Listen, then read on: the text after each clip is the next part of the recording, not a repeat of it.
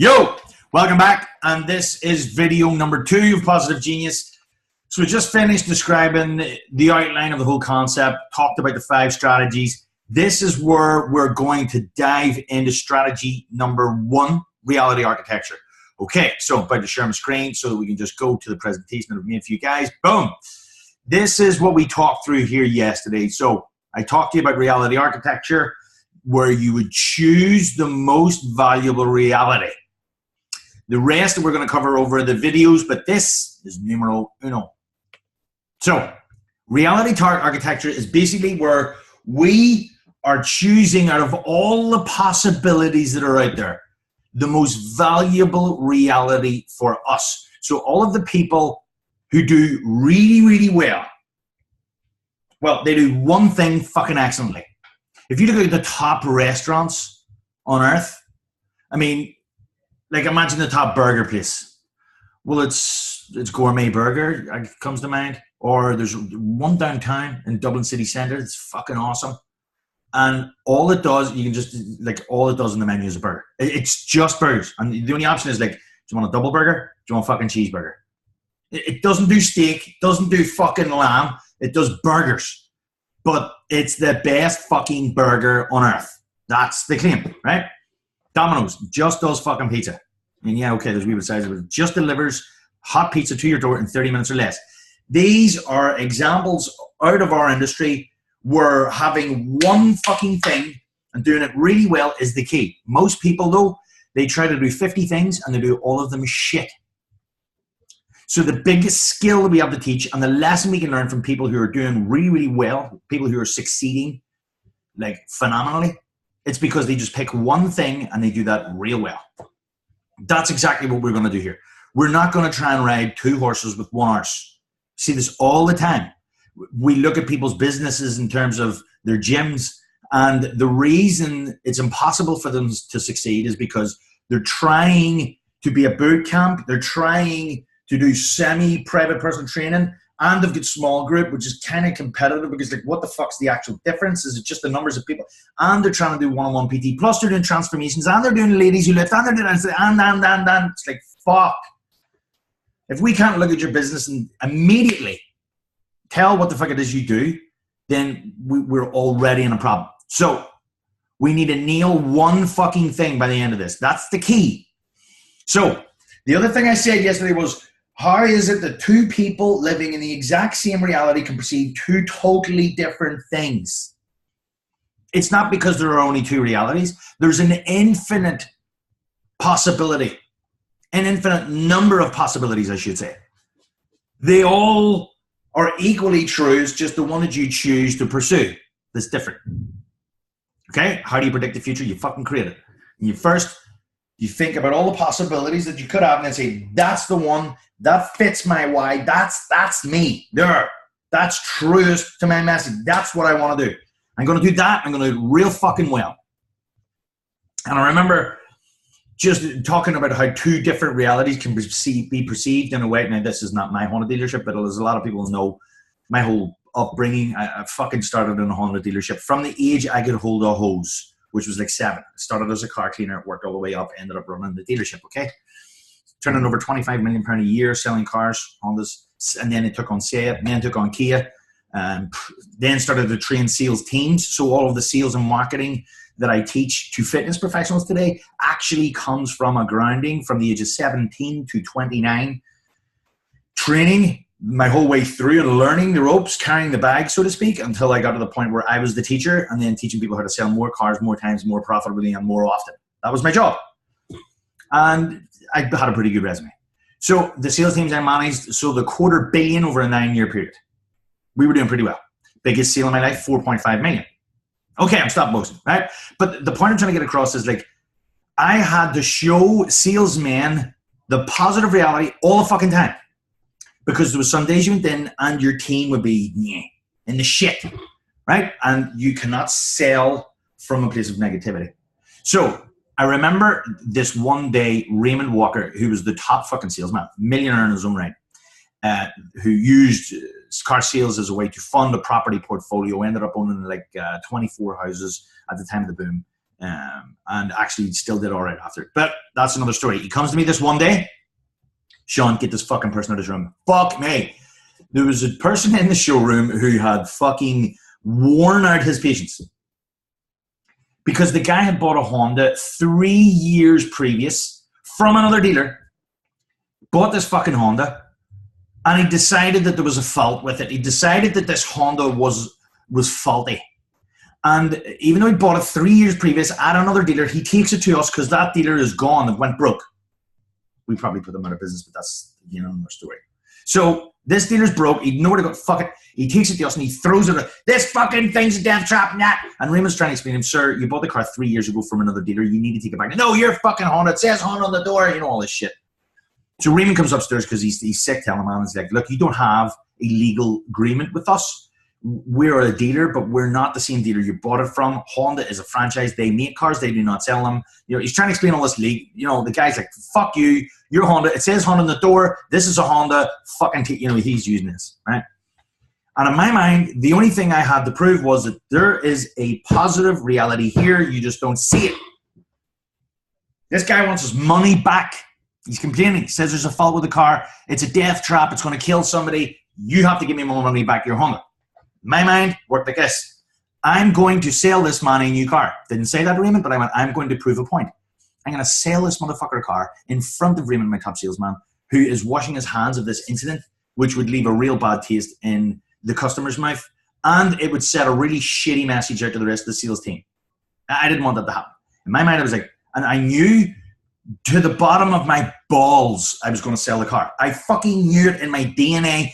This is going to happen. I'm going to sell him this. I can't wait to see the fucking look on his face. That's the way my warped little mind works, right? Went downstairs, isolated the gentleman, sat him down. He was late 50s. He bought a Honda Jazz, and he described how that when he pulled out, and you're going to see the point of this, how he pulled out of a junction and it hesitated, and there was a truck coming and it nearly fucking killed him, and just describes the whole story. I'm like, listen, I hear you. I got you. So this, I need to see what you're saying. I need to take it into the back end of the workshop. I need to plug it in, see what the fucking fault is that comes up. You understand how these things work these days. They're all computers that tell us this fuck. So I have to see what that is. And you know what Honda's like. I mean, Honda built the most reliable cars on the planet, right? And he's like, yes, that's why I bought it. And the Jazz, as far as the Jazz goes, I mean, do you like the Jazz? I fucking love it. I said, so it's just this fault, really. I mean, like, it's just this one incident. And if we could find out what that is, I mean, like, you're happy with Honda, right? Yeah, fucking love them. But yes, that's why I'm going to take it in. So give me a minute. I'm going to be back with you. So when it's in the workshop, I said to the dude, my mechanic, and this is me, full disclosure, I said to the mechanic, fucking dude, right, look, take out for a drive around the block. Just let him see you drive it, right? And then just come back, Jim. Jim McAdams was the top mechanic in Derry at the time. So tell me what the fuck it's like. So Jim's out driving this car. I walks into the sales administrator, says, oh, fuck me, can you really speak? Sales administrator's office. And it was Jackie. Jackie, pull me up that guy's records. Like, what the fuck is he paying for that Jazz? So she went on the Honda. Oh, yes, yeah, fuck it, sir. There's what his monthly is. Cool. Looked at the deal for the day, told him what it was new. So I found out a way to get him to the within 100 quid a month, a fucking new Jazz for within 100 quid of what he was paying. That's a win-win, right? Pulls it back out. Dude, there's your car. It's at the door. Jim McAdams, the mechanic, has confirmed there is a fucking hesitation around 2,300 revs. You're right. I mean, there is. And do you know what? I've been on the phone with the guy at Honda, and I've told him the whole fucking thing. And he wants to take it back. He's going to fly it back to Japan. And he's like, yes, because that car is a fucking... I couldn't see somebody else and fucking da-da-da if they were driving it. I said, listen, so the guy at Honda, he says he's willing to throw in $1,000 against the new Jazz. Because you're telling me you love the Jazz. It's just this Jazz. Now, imagine this. Picture this. Picture you could walk away today in a new Jazz, just like the ones you see at the door, for the same monthly payment today. It means you're out of this one, and then we put you right back where you were, and you continue going. Would that be a solution to the problem? And he's like, you would do that? I'm like, right here, right now. Are you in? And he's like, yes. Shook my hand, sold the fucker a car. Right? So there is always, there's win-lose, lose-win. There's a win for me where I tell him to fuck off, and he loses. Or there's a win for him because he could have challenged me legally, taken me to court, and I would have had to pay legal fees. He wins because he gets some satisfaction. I lose money. But there's always a third, the win-win. So find a win-win in any scenario. There's always that angle. Like I said, are you a glass half full person or a glass half empty? It doesn't matter if there's a third equally true reality, that there is a pitcher of water over here that I can refill the fucking glass any fucking time. So I want you, the third way, there is always a third way. Okay? So that's just the concept we need to bear in mind, that there is always the win-win. And that's where we should be going for, okay? The moral of the whole story is that the reality is a fucking choice. If I believe that this guy, if I went down with a fight, I would have fought him and he would have fought back. If I went down willing to fucking just, I'm sorry, well then he would have fucking walked all over me. But my reality was, I'm going to sell this motherfucker a car and I'm going to set and tell it. And that story, the story I've just told you, was told for years to come about the dude who came in asking for his money back because his car had a fault and I sold him a new car. It was told as one of those stories of like lore of great salesmanship. And really the only thing is like, it's just like, do you think you can or do you think you can't? That's fucking it. And my reality was created by my ability to overcome the obstacles, even as insurmountable as they seemed, because in my head I saw a third reality that I chose to pursue with 100% commitment and made it fucking happen. So now let's talk about you. How do we find that for you is the thing.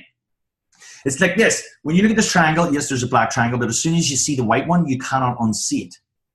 And the stuff that we've had you do up until now, we've had you do some stuff where you went some work, you did some work on your why. You did some work on your, you remember the taxi driver say, where are you now? Where the fuck do you want to go?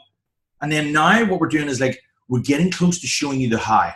But what I have to get you to do is consider every possible angle and cascade the consequence of actually that shit coming true. So that you can tell me, is this really the destination you want? Is it the most valuable reality for you? And then if it is, we're going to pursue it with absolute consistency, commitment, clarity, and certainty.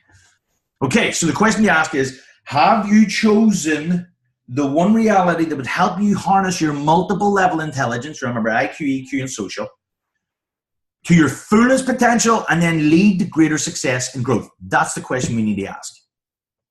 And these are the actionable strategies. Recognize that there's always alternatives. Adding the vantage points is like looking from all the other angles. You know, I got people in the mastermind in Ascension the last time. I said, look, I want everybody to draw a coffee cup because everybody's sitting there. And so everybody drew the coffee cup side on. I'm sitting having a nice cup. So they drew like this. You know, it's just a fucking square with a hoop, right? Every single person. And I went, what's this? And I drew a coffee cup from the top. It was just a circle with an eye. It's like, that's a coffee cup from a different angle. Everyone else only seen the angle they were looking at the coffee cup. It was like, but this is also a coffee cup when you look at it from a different vantage point. So how do you look at the reality that you've chosen for yourself and add vantage points to make sure, and this is what I'm saying when I'm saying cascade the concept. If that happened, is look at it from all the other angles. How would your life look? How would it feel? Is that what you're looking for? Is that really the vision that you want? Is it giving you the lifestyle, the business, the relationships, the connection? Is it giving you everything that you want? Because if it doesn't, if it's not truly your why, if it doesn't have absolute meaning for you, it will just become stress. Like Simon Sinek has an excellent saying. He says like, something that you don't believe in that you have to do is called stress. Something that you do believe in that you do is called passion. So we want to find the thing that you would pursue forever with absolute certainty, conviction, and commitment. Because that's the one that you're going to make happen. Okay? And then, like, pursuing that most valuable reality. I mean, when we get this, we're going to put it into, this is my Ascension book. I actually use the coaching, this is my shit is in here. I use this because I keep myself accountable. Accountability starts with self-responsibility. I'm giving you the tools to keep yourself accountable right here. I'm giving you the tools to look at the most valuable reality for you. I'm giving you the tools to add vantage points. Look at it from all the other angles. Consider the consequence if that came true. Now you're telling me that's still what you want to happen? Because you have time to change. Okay? So I'm done with this bit. Now here's the last few questions I want to ask. And the last few points I want to make.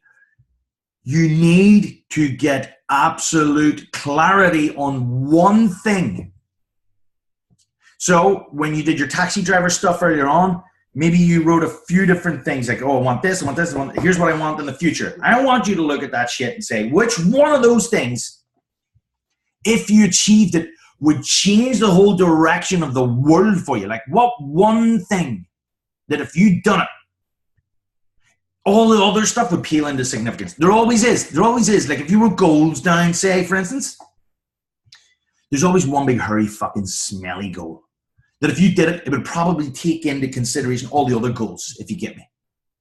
And then that's the one.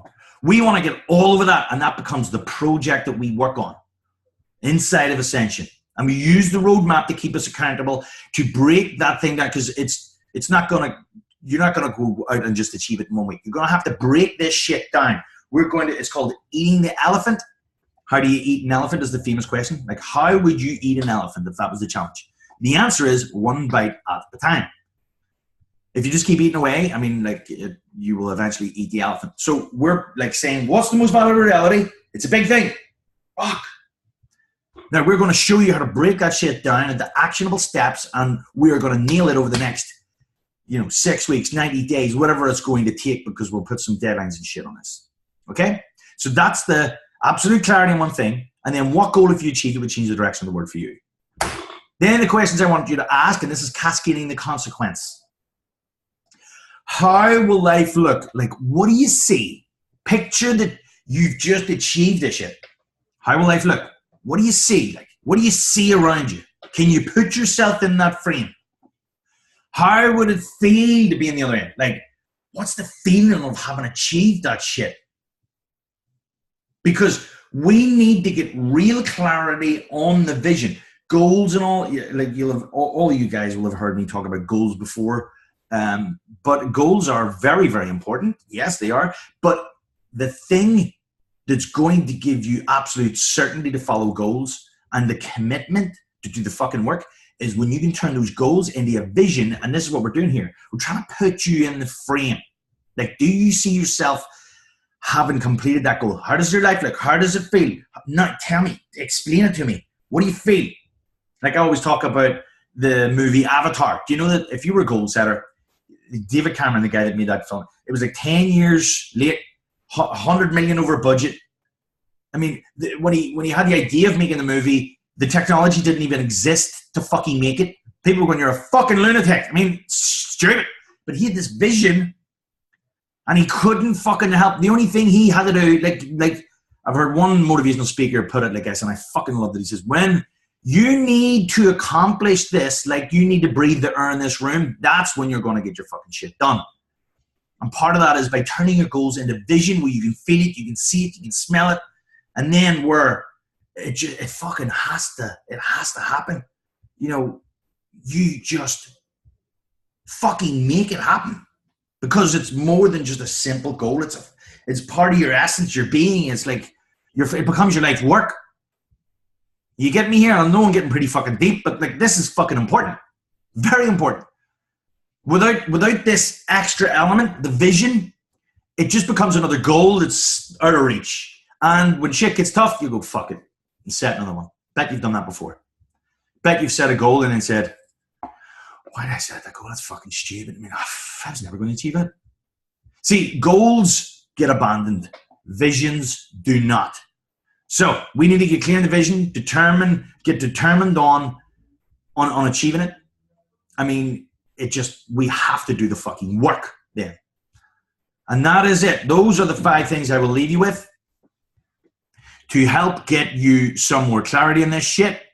I'm going to stop sharing the screen because that is Reality Architecture finished. Now, I want you to finish the work. You may need to watch this shit back.